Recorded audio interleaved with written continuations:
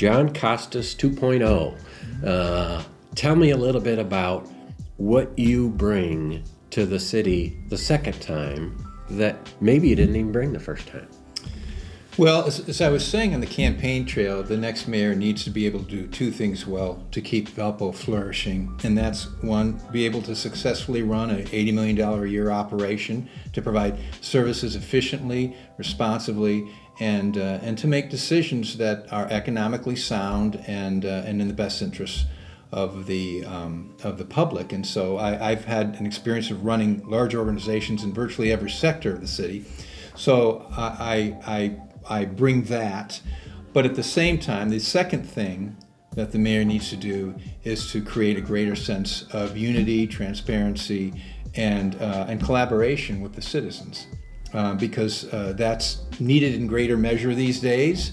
And I have been talking about that since day one. In fact, I have been meeting with many Democrats to help me to understand what that means for the last 9 months, and that's why I was fortunate to receive so many Democrat votes and support. And so I will be talking about that more and more because, as we know, due to a number of factors, probably national politics, national media, and algorithms, we are sort of tribalized, and that's not healthy.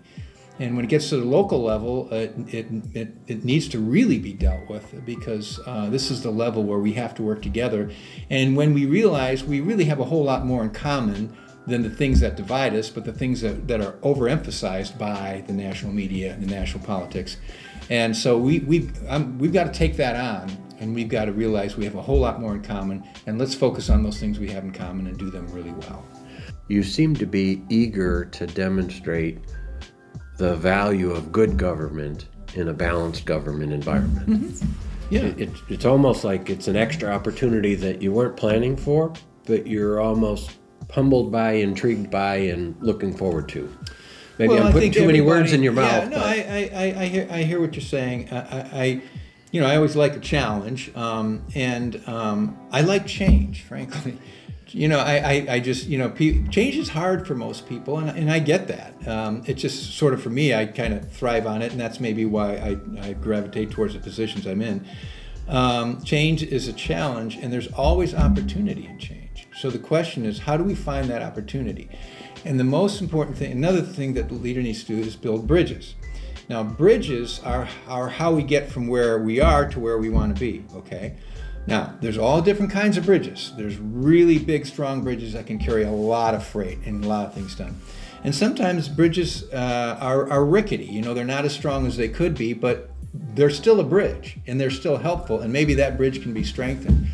So I just see that the most important thing is to build bridges of trust, by being honest and sincere and consistent, by respecting other people's boundaries, and simply exhibiting a sincere servant leadership approach. And I've talked about humility a lot over the course of my career because I think it's one of the most powerful things for success. And humility is much more complex. I think there's a lot of facets to it, but it really means understanding that we need each other, okay? You have a limited place, I have limited skills, I have a limited perspective, and that can be helpful, but it's more helpful when the team has a full perspective, or at least a more broader perspective. So when people think they have all the answers, or they've got to push through their agenda, or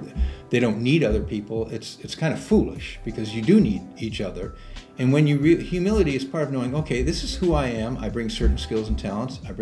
I lack certain skills and talents, and that's okay, And gosh, I need that person's perspective, and I need that person's work ethic, and that person's expertise in this area.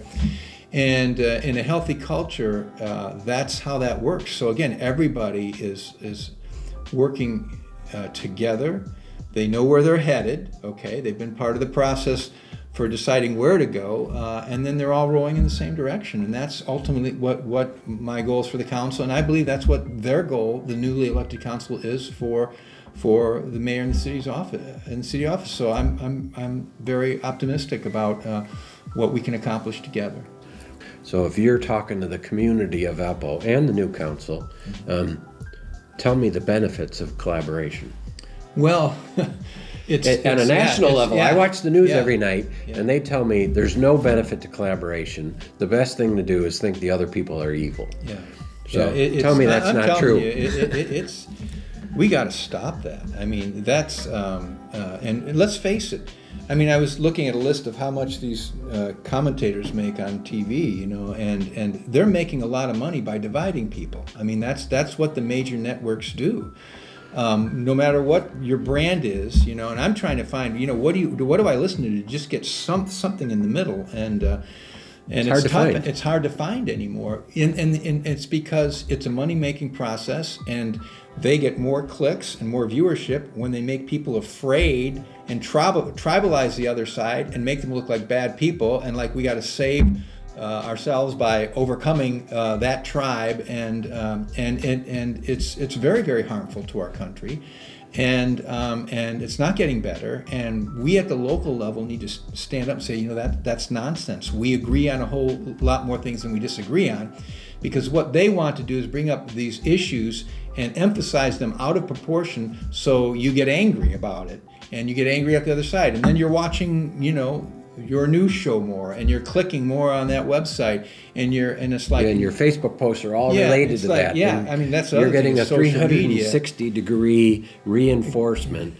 that you're terrible and I'm great, or you're great and I'm terrible. So, for instance, do you have a friend that is a strong Democrat? Okay, people need to, or from the other party. What do you read or listen to any broadcasts or I subscribe to the Atlantic magazine, okay? And other sorts of things. But I'm just saying we need to get out of our own silos, okay? We're in echo chambers, okay? And that's not good, because that's not a true reality of life.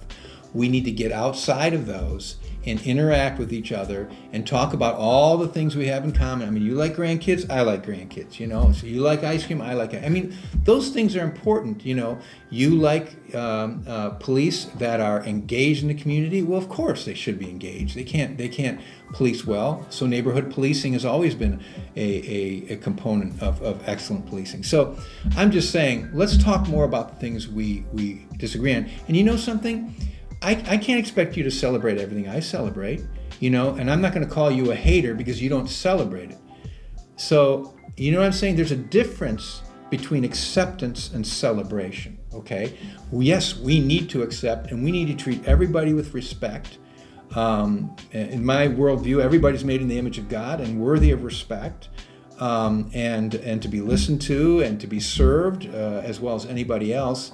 But I can't tell them to have the same convictions I have, about various things. And it's good that we have different convictions, and we need to learn to live with them rather than say you're bad because you have these convictions. Yeah. And there's a lot of that going on.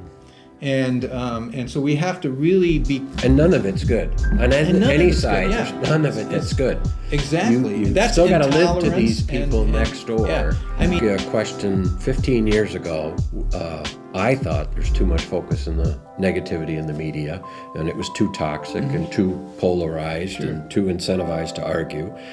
And you've done something about it. Well, I did, but God bless you for doing that. My That's interesting wonderful. thing was I went to all media and said, "Why don't you do this?" And they all said, "Oh, that's ridiculous. That's Pollyannish. That's A, that's not what people want, and B, nobody really would read that. Like, there's no way that could be successful." What would you tell me 15 years later? Yeah. Well, I thank you for standing up and doing that, because there is. I mean, when I grew up, believe it or not, if they would, the local paper would have a story on the 8th grade football team, a story and a picture. Yeah. Okay. That's the way it was. It was by Debt Messenger, and this was a huge way to communicate and to share. Now this is how we share our community and celebrate our community.